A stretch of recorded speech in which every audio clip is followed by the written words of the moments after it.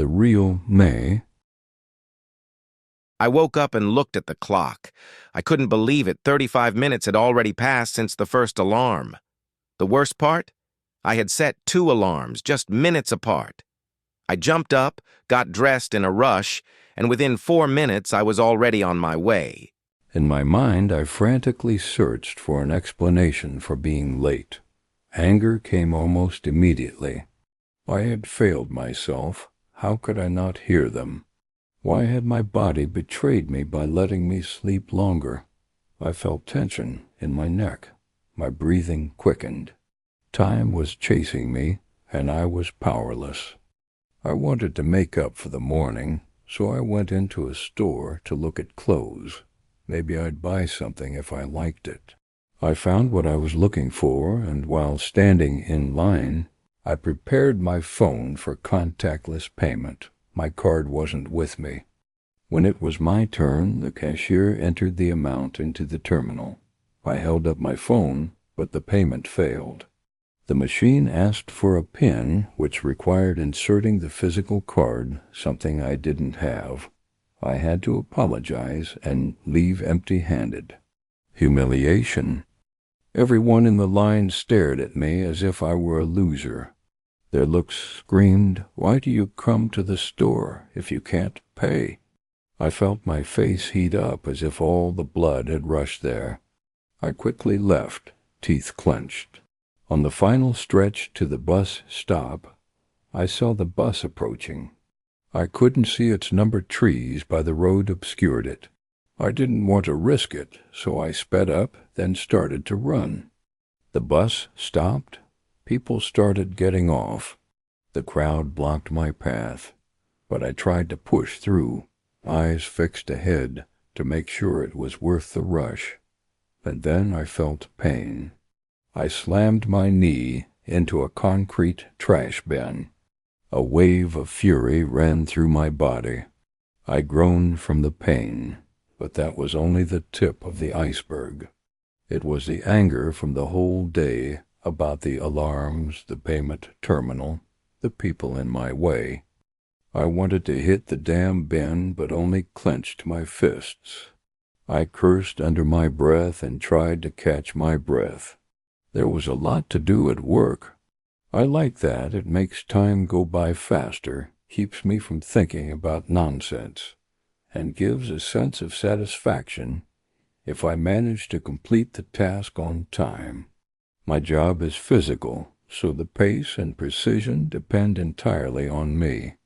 I sped up. I was doing well. I glanced at my coworkers. I was ahead of them. I smiled to myself and focused even harder. But suddenly something was wrong. The part I was assembling looked different than the one my colleague had. I stopped. I looked at my workstation in horror.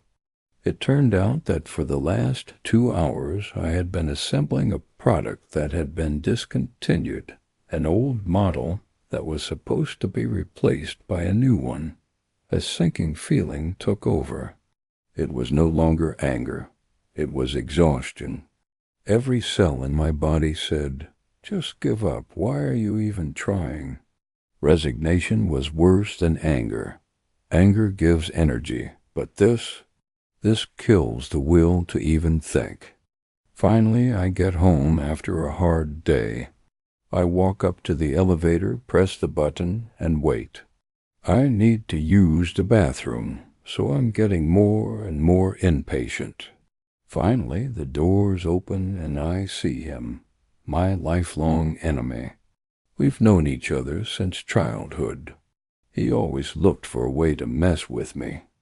I lowered my head and waited for him to get out, ready to quickly close the doors and go up. But no, not this time. "Looks like we have something to talk about, pal," he said, grabbing my arm. It was like a trigger. In the morning, I probably would have ignored him, but after everything that happened today, I didn't have the strength to hold back. Adrenaline flooded my thoughts. I fought myself not to explode, but something inside me cracked. I won't go on. It's not worth speaking of oneself in a bad light. How many such situations can happen in one day? Sometimes all it takes is a string of small misfortunes to turn a cheerful morning version of a person into someone completely unrecognizable. In the morning I was someone else, calm, smiling, ready for a new day. By evening I felt like a stranger to myself, irritable, full of frustration, on the verge of snapping. Was it really the same person? Maybe there's no such thing as a true self. Maybe we're only the sum of the moments that shape us. It's easy to smile when everything goes according to plan. It's in the hard moments that our true nature reveals itself. Does frustration change us completely? Do we become someone else? Maybe that's when you see how much patience, strength, and character a person really has, because you get to know someone not by how they handle success, but by who they are when luck runs out.